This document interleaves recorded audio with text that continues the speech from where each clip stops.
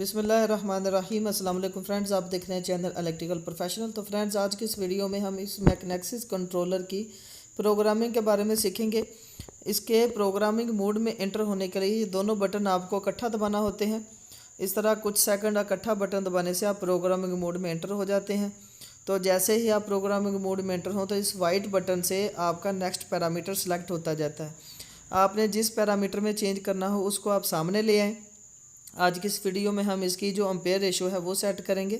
ये आप देख सकते हैं कि अम्पेयर रेशो हमारे सामने आ चुकी है। इस रेड बटन से अब इसमें हम चेंज करेंगे। जितने अम्पेयर की आपने सीटियाँ इस्तेमाल की हैं उतने अम्पेयर की इसमें हम सेटिंग करेंगे। हम इसमें 400 अम्पेयर की सेटिंग करेंगे क्योंकि हमने इसमें 400/5 की सीटियाँ इस्तेमाल की हैं इस जनरेटर में। ये आप देख सकते हैं कि 400/5 की हमने सीटियाँ इस्तेमाल की हैं।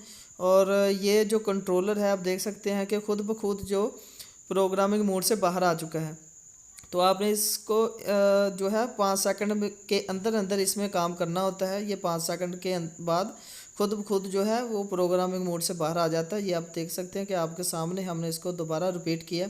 इस तरह आप इसके पैरामीटर्स की वैल्यू को चेंज कर सकते हैं।